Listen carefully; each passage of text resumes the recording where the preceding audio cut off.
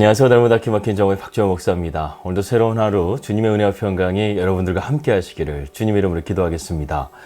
우리의 신앙생활 가운데 핵심적인 단어가 하나 있습니다. 그것은 바로 은혜와 구원일 것입니다. 그리고 그것은 바로 우리가 예수 그리스도를 통해서 값없이 주어주신 하나님의 은혜라는 사실을 우리는 깨닫게 되죠. 그래서 마틴 로이드 존스 목사님은 기독교라는 것은 주 예수 그리스도에 대한 것이고 우리는 이 사실에서 출발하고 이 사실을 강조한다고 말하기도 했습니다. 바울에 의해서 세워진 고린도 교회도 바로 이러한 은혜의 기초 아래에서 세워진 교회였습니다. 그리고 특별히 고린도 교회는 많은 축복을 받은 교회였죠.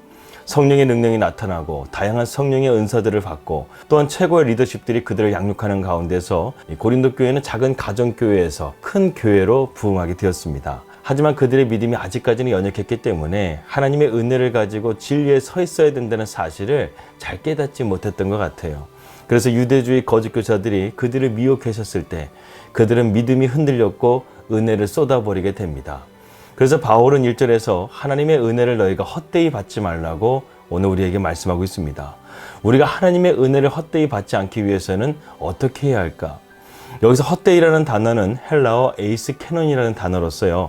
빈 공간, 공허한 공간이라는 것을 말하고 있습니다. 다시 말해서 우리가 은혜를 쏟아버리게 되면 그것은 빈 공간이 될 것이고 한마디로 말해서 껍데기에 불과한 그리스도인이 될 수밖에 없다는 사실입니다. 사실 바울이 이 은혜를 강조하고 있는 이유가 무엇일까요? 바울이 지금 이 말을 하고 있는 대상은요, 은혜를 받아들인 자들이 아니라 아직까지 고린도 교회를 다니고 있지만 하나님의 은혜를 받아들이지 못한 자들을 위해서 지금 바울이 이렇게 말하고 있는 것입니다. 그들은 이러한 은혜를 받지 못했기 때문에 자꾸만 헛된 것을 쫓아서 살아간다는 것입니다. 하지만 바울은 그들에게 기회가 있다고 말합니다. 바울이 영혼을 사랑하는 그 마음이 그대로 묻어나는 말씀이라고 할 수 있죠. 사실 이러한 은혜를 받아들이지 못한 자들은 바울을 공격하고 바울을 비방했던 자들이었습니다. 그런데 바울은요, 그들을 미워하는 것이 아니라 그들을 그리스도의 사랑으로 품고 긍휼히 여기면서 그들에게 다시 한번 하나님의 은혜를 받아들이라고 지금 권면하고 있는 것입니다. 하나님의 은혜의 특징은 무엇입니까? 어저께 우리가 말씀드렸다시피 화목하는 것이죠. 그런데 은혜를 받아들이지 못하는 사람은요, 이런 화목을 깨는 자들이라는 것입니다. 가끔 우리가 교회에서 보게 되면 이런 화목을 깨는 자들이 있어요. 우리가 그들을 바라보면서 어떻게 해야 될까요? 그들에게 하나님의 은혜가 더 충만하게 내려질 수 있도록 기도해 주는 것입니다. 왜냐하면요, 하나님의 은혜가 임하게 되면 화목해 되기 때문에 그렇습니다. 2절의 말씀 함께 보겠습니다. 이르시되 내가 은혜 베풀 때에 너에게 듣고 구원의 날에 너를 도왔다 하셨으니 보라 지금은 은혜 받을 만한 때요 보라 지금은 구원의 날이로다. 바울이 왜 이렇게 은혜를 강조하는 것일까요? 본인 스스로가 하나님의 이러한 충만한 은혜를 받음을 통해서 변화된 삶이 되었기 때문에 그렇습니다. 특별히 바울은 고린도후서 2장 14절에서 그리스도께 항복 선언을 하게 되죠. 그분의 승리의 계산 행렬에 들어가는 기쁨을 그는 맛보았던 것입니다. 이것이 하나님의 은혜라는 것이에요. 이와 마찬가지로 신앙이라는 것은요, 내 힘과 내 능력으로 사는 것이 아니라 주님의 뜻에 나를 굴복시키며 그분의 뜻을 따라서 순종하며 사는 것을 의미하는 것입니다. 여러분, 이것이 쉬울까요? 쉽지 않습니다. 나를 첫 복종시킨다는 것은요, 결코 쉽지 않아요. 그런데 이것을 가능케 하는 분이 계십니다. 바로 예수 그리스도. 그렇기 때문에 그리스도는 곧 은혜라고 우리가 함께 말할 수가 있는 것이죠. 성경을 보게 되면 우리는 하나님께서 은혜를 베푸시는 사건들을 보게 됩니다. 그런데 대부분 그들이 하나님이 부르시는 그 사건의 현장을 보게 되면 대부분 인생의 바닥에서 그들을 만나실 때가 있어요. 인간적으로 포기하고 싶고 절망 가운데 있을 때 하나님을 붙잡는 사람들은요, 소망이 있고 이처럼 다시금 일어나서 주님의 일을 할 수 있도록 하나님께서 도우시고 함께 동역하여 주신다는 것입니다. 요나를 보십시오. 그는 아예 배까지 갈아타면서 하나님의 명령을 어기려고 했던 사람이었습니다. 그는 니느웨에 가서 구원의 메시지를 전할지언정 차라리 바다에 빠질 것을 선택했던 사람이었어요. 그런데 하나님께서는요, 마치 여름에 나오는 괴수영화처럼 놀라운 장면을 우리에게 보여주고 있습니다. 큰 물고기가 그 바다 밑에서 요나를 기다리고 있다가 요나를 삼켜버린 거예요. 3일 동안 그들을 품고 있다가 해변에 뱉어버리게 됩니다. 그리하여서 요나는 하나님의 손 안에서 자신이 피할 곳은 어디에도 없다는 사실을 깨닫고 주님의 명령에 순종해서 니느웨로 가서 구원의 메시지를 선포하게 되죠. 저는 성경에서요, 요나의 모습이 오늘날 우리의 모습이 아닐까 하는 생각이 듭니다. 누구나 하나님의 부르심을 다 받습니다. 하지만 쉽게 그분의 손을 잡을 수가 없다는 것이죠. 왜냐하면 세상적인 것들을 내가 붙잡고 있기 때문에 그렇습니다. 그 손을 놓는 것이 어렵기 때문에 어떤 사람들은요, 정말 죽을 고생을 하다가 결국에는 예수님을 만나고 돌아오는 분들이 있다는 것입니다. 고린도 교회도 마찬가지입니다. 위대한 바울 사도가 담임 목사이고 섬김의 대가였던 브리스길라와 아굴라가 교회에 있었고, 바울의 제자 디도가 목회하는 고린도 교회는 그 어떤 교회보다 하나님의 은혜를 많이 받았고, 하나님의 말씀을 들었음에도 불구하고요, 그들의 믿음의 뿌리가 약하니까 그들은 미혹에 넘어지고 말았던 것이죠. 하지만 주님께서 그 교회를 붙들어 주셨기 때문에 그들은 다시금 하나님의 은혜로 돌아올 수 있었던 것이죠. 오늘 바울은 우리에게 은혜의 때를 말하고 있습니다. 이 말씀은 바울이 이사야 49장 8절의 말씀을 인용한 말씀이에요.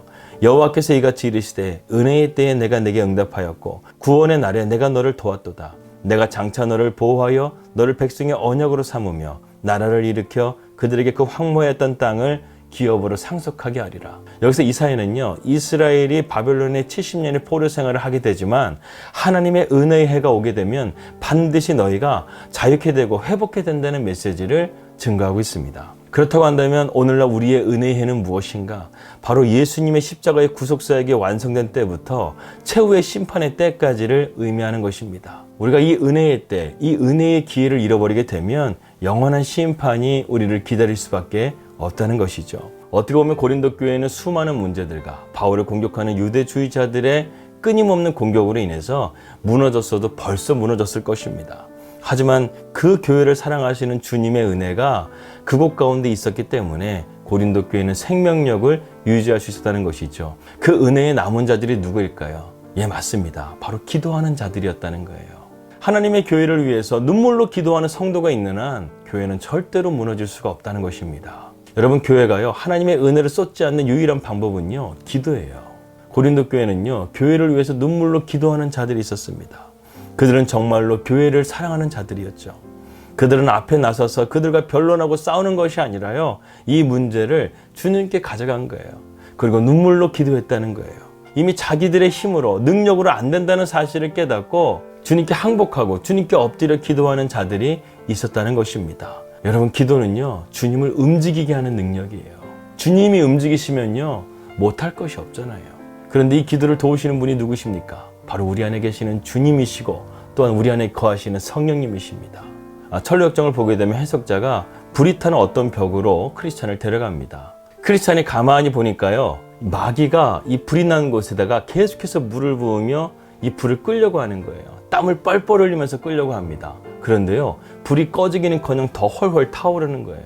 그러자 해석자가 이번에는 그 벽 반대편으로 크리스찬을 데려갑니다. 그런데 가만히 보니까 그 반대편에서 예수님께서 기름을 붓고 계신 거예요. 저는 이 장면을 볼 때마다요, 감동이 되고 눈물이 납니다.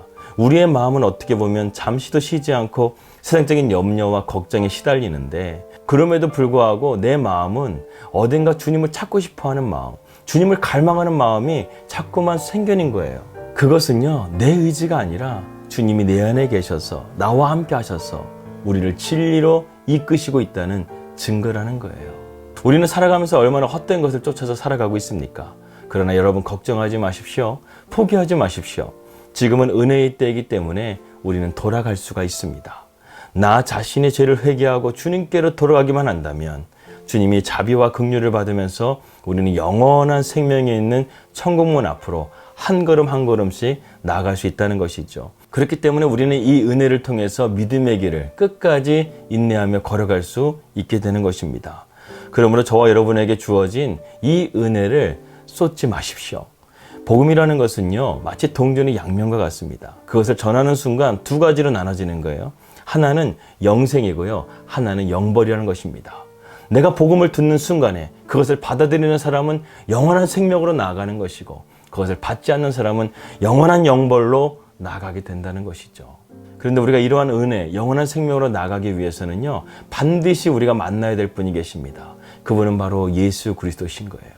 그분만이 우리로 하여금 하나님과의 관계를 화목하게 하실 뿐만 아니라 교회 안에서도 우리가 화목해야 하는 그러한 능력과 은혜를 베풀어 주신다는 것입니다. 그분의 진리의 말씀을 받아들이고 나는 죽고 내 안에 예수로 살아가는 삶으로 우리가 살아가기를 결단할 때 주님은 우리의 모든 죄와 허물을 청산해 주시고 우리를 새로운 피조물로 바꾸어 주실 것을 믿습니다. 여러분, 이 은혜의 때를 절대 놓치지 마시고 여러분에게 주신 그 은혜를 쏟아붓지 마시고 그 은혜가 더욱더 풍성해져서 여러분들의 삶 가운데 은혜의 열매들을 많이 맺혀지시기를 주님의 이름으로 기도합니다. 기도하겠습니다.